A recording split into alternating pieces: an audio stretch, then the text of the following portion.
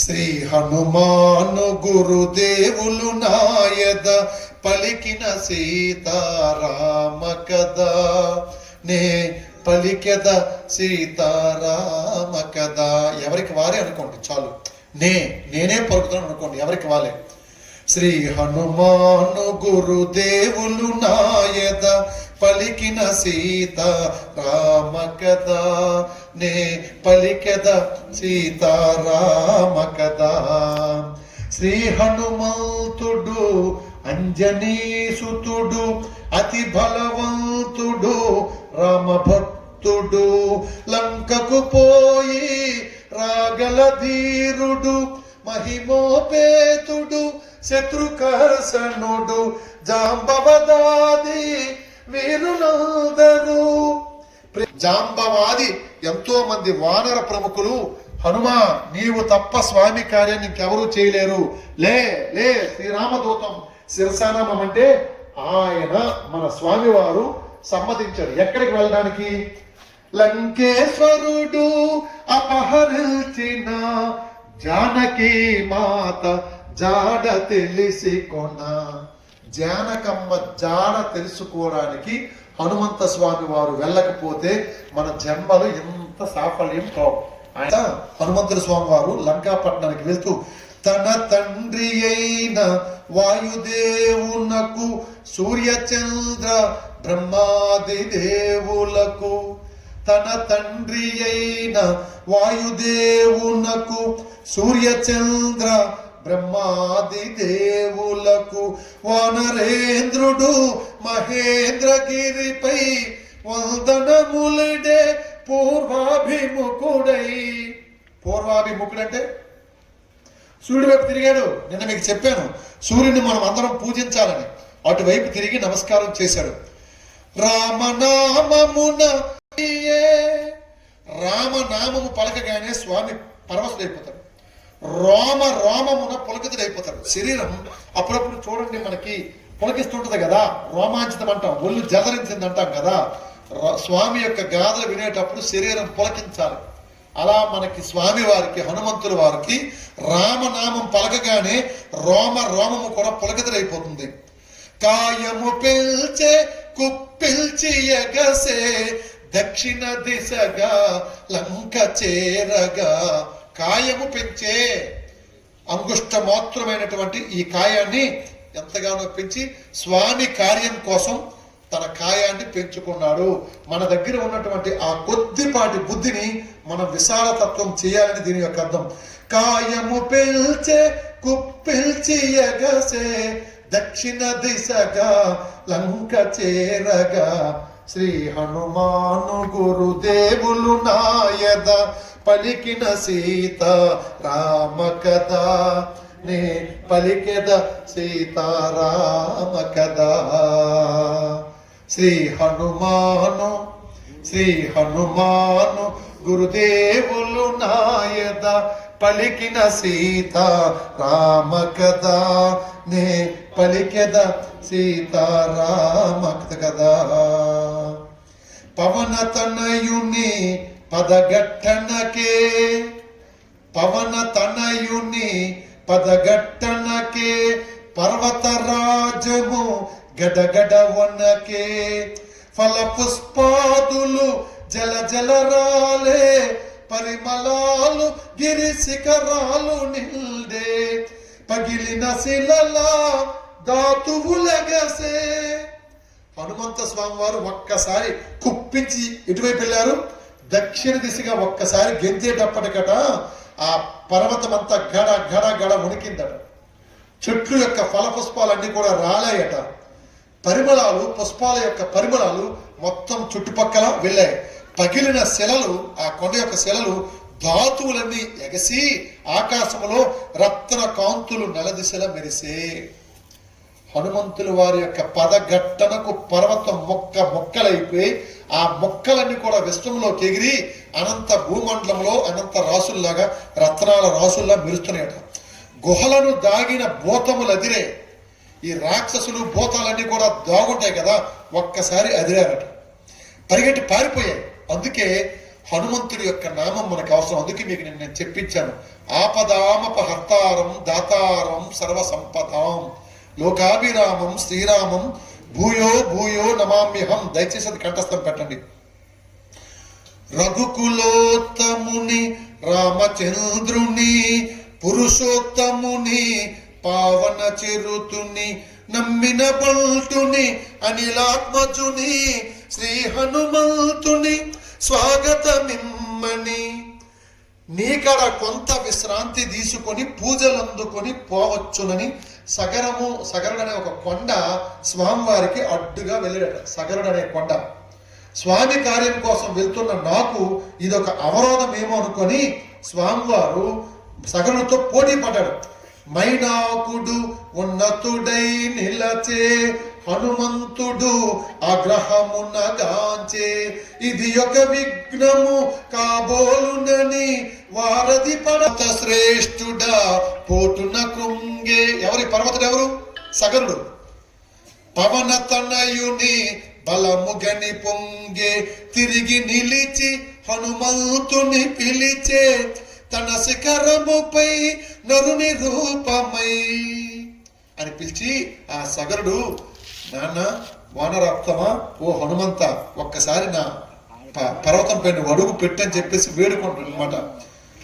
వానరోత్తమ ఒకసారి నిలుమా నా శిఖరాల శ్రమ తీర్చుకొనుమా కంద మూలములు ఫలములు తినుమా నా పూజలు కొని మన్ననలందుమా అని స్వామి వారికి ఆతిథ్యాన్ని ఇవ్వడానికి సగరుడు ఈ సుందరకాండలో దక్షిణ దిశ నుంచి లంకకు వెళ్తున్న స్వామి వారిని వేడుకుంటాడు.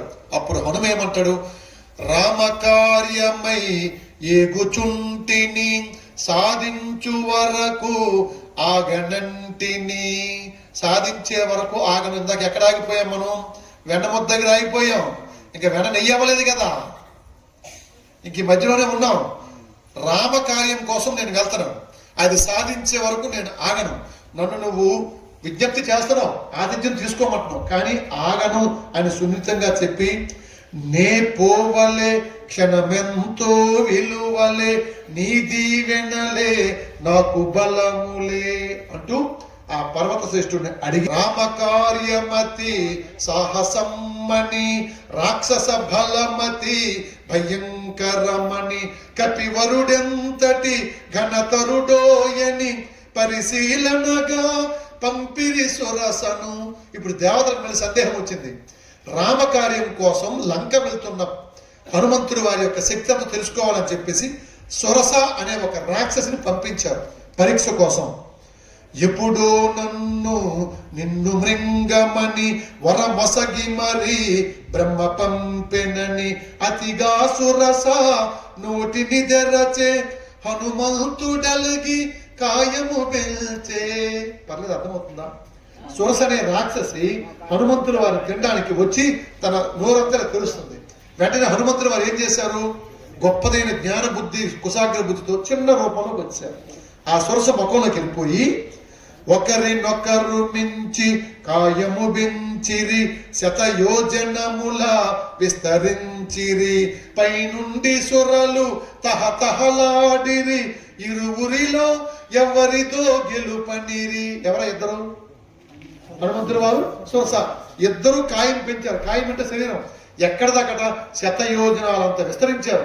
దేవతలందరూ కూడా భయం పట్టుకుంది, ఇంతకీ ఎవరిందులో గెలుస్తారు అని అనుకుంటున్న సమయంలో సురస ముఖము విశాలమౌటగని సూక్ష్మ బుద్ధి గొని సమయమిదేనని క్షణములోన అంగుష్ట మాతృడై ముఖము జొచ్చి విలువచ్చే విజయుడై.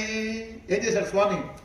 ఇలా ఎక్కడ తగ్గాలో అదే విజయం. ఏదో సినిమాలు అంటారు కదా, ఎక్కడ నెగ్గాలో కాదు, ఎక్కడ తగ్గాలో అదే మనకి కావాలి. తగ్గి ఉండడంలో ఏమీ తప్పు లేదు. కాబట్టి కొండ అద్దమందు కొంచెమై ఉండదా అంటాడు కదా వేమన. ఆ రకంగా స్వామివారు ఏం చేశారు? అంతవరకు ఇద్దరు కూడా శరీరాన్ని పెంచుకెళ్ళిపోయారు. ఒక్కసారిగా సురస శరీరం తగ్గించలేకపోయింది, స్వామి తగ్గించగలిగాడు. అలా తగ్గించగలిగాడే జ్ఞాని. తగ్గించగలవాడిదే విజయం. ఒక్కసారి తగ్గించి అంగుళం అంతా వెళ్ళిపోయి సురస ముఖంలోకి వెళ్ళి సురస ముఖాన్ని మొత్తం చీల్చుకొని బయటికి వచ్చి విజయుడయ్యాడు. పవన కుమారుని సాహసము గని దీవించే సురస నిజ రూపము గని మారుతి సాగెను వేగము పెంచుచు. ఇలా స్వామి వెళ్తున్నారు. వారధి దాటెను వాయుకుమారుడు లంక చేరెను కార్యసూరుడు. ఇక్కడ మళ్ళీ మనం పట్టుకోవాలి, కార్యసూర్యులు అవ్వాలి తప్ప ఆరంభ సూర్యులు అవ్వకూడదు. ఏదైనా ఒక పని నేను చేసేస్తాను చేయలేని పనికి ముందుగా మనం మాట ఇవ్వకూడదు. ఇక్కడ స్వామి ఏం చెప్తున్నాడు? వారధి దాటెను వాయుకుమారుడు లంక చేరెను కార్యసూరుడు నలువంకలను కలయజూచుచు నిజ రూపముగా మెల్లగా సాగెను. నెమ్మదిగా లంకాపట్నంలోకి వెళ్ళారు హనుమంతుల వారు. దగ్గరకు వచ్చాం. కుమారుడా రాత్రి వేళను సూక్ష్మ రూపుడై బయలుదేరెను. ఎక్కడికి బయలుదేరాడు? లంకాపట్నంలో. ఎవరిని వెతకడానికి? అమ్మవారిని వెతకడం కోసం. లంకాపట్నం సాధారణమైందా? ఇందాక మీకు చెప్పాను, బంగారు గోపురాలతో గొప్పదైన దగద్ధాగాయమైనటువంటి మహిమాన్వితమైనటువంటి శక్తులతో ఉంది. అక్కడికి వెళ్ళాడు. సూక్ష్మ రూపుడై బయలుదేరెను రజనీచరుల కనుల బడకును. ఏమి రాశాడండి మహానుభావుడు. రజనీకరుడు అంటే వెన్నెల. అమ్మ అక్కడ మీకు కనిపిస్తుంది వెన్నెల, ఒకసారి చూడండి. మీకు కనిపిస్తుందమ్మా, బయట ఉన్నారు కదా, ఒకసారి పైకి చూడండి. వెన్నెల కనిపిస్తుందా? కోట్ల రూపాయలు పెడితే అలాంటి వెన్నెల మళ్ళీ మనం సృష్టించగలమా? కాబట్టి వెన్నెల రాత్రి ఒక్కసారి మనసారా వెన్నెల పౌర్ణమి ధ్యానం చేయాలి. వెన్నెల్లో కూర్చొని మనకు మనమే మౌనంగా మన లోపలికి మనం వెళ్ళాలి. వెన్నెల అనేది ప్రకృతి ఇచ్చినటువంటి గొప్పదైనటువంటి సాధనం. కనిపిస్తుందా లేదమ్మా మీకు? ఎవరో గట్టిగా చెప్పండి అమ్మా. అమ్మా మీకు కనిపిస్తుందా? కనిపిస్తుందా?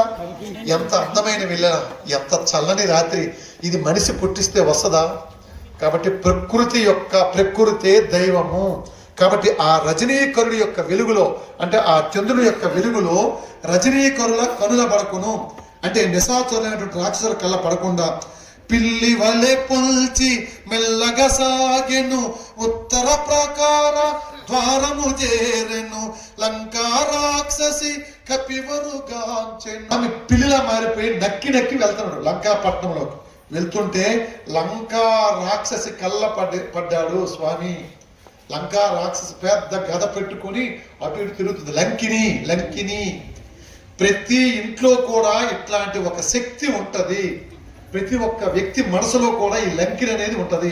ఆ లంకిని మాటకి మనం కట్టుబడకుండా, ఉదాహరణకి ఇంకా సింపుల్ గా చెప్తానండి, ప్రతి ఒక్క దైవత్వం అంతేనండి. దీన్నే మనోవిజ్ఞాన శాస్త్రంలో ఇడ్ ఇగో సూపర్ ఈగో అని చెప్తాం మేము. ఇడ్ ఇగో సూపర్ ఈగో అంటే తప్పును మనం అధిగమించి మనం ముందుకు వెళ్ళాలి తప్ప దాని లోపలికి మనం వశం కాకూడదు అని చెప్పడం కోసం ఇది అడ్డగించింది స్వామివారిని, హనుమంతుల వారిని. సుందరమైనటువంటి మన హనుమ వారిని లంకిని రాక్షసి అడ్డగించింది. ఏమంటుందో తెలుసా? కొండ కోనల తిరుగాడు కోతివి. ఎక్కడో కొండల్లో కోనలు తిరగాల్సిన కోతివి ఈ పురికి ఏ పనికై వచ్చితివి. ఎందుకు వచ్చావు ఈ పట్టణానికి? ఎక్కడో కొండల్లోనూ అడవుల్లో ఉండాలి కదా నువ్వు.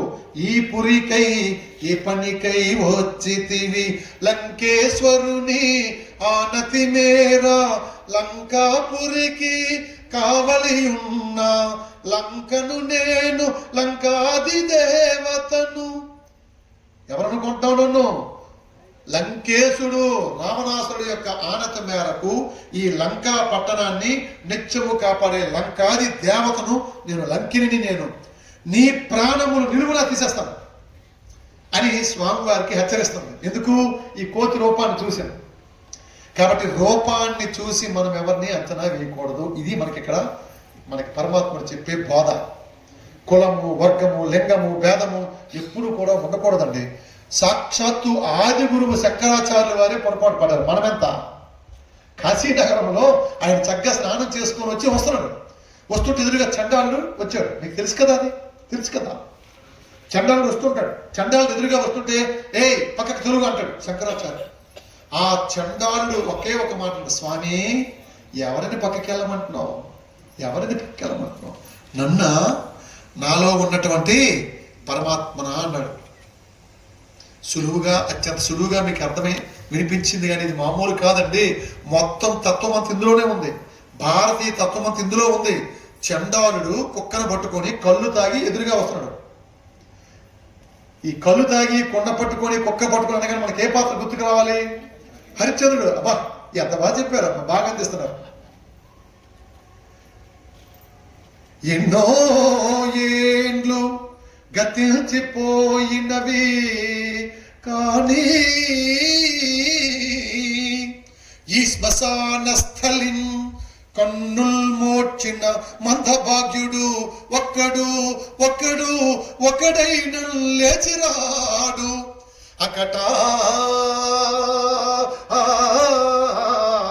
ఎన్నాళ్ళి చలనంబులేని శయనంబు, ఇది అండర్లైన్ చేసుకోవాలా.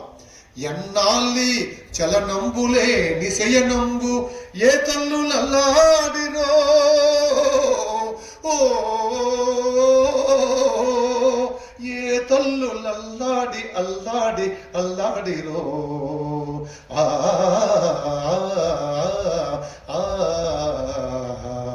ఈ హరిశ్చంద్ర పద్యాలు చదువుకున్నాం కదా. ఎంతమంది తల్లులు అల్లాడినా ఆ శ్మశానంలో మన వాళ్ళందరూ చలనం లేకుండా పడుకున్నారు తప్ప ఎవరైనా వచ్చారా? మరి వాళ్ళు రాకపోయినా నీకెందుకు ఈ ఆశ? ఈ రోజు నాయకుడైనా, నేను చెప్పాను కదా, వెళ్ళలేని సంపదలున్నా పరదేశ చదువులలోనా ప్రజ్ఞాని అయిన మరుభూమిని తేడా సున్నా 6 అడుగుల నేల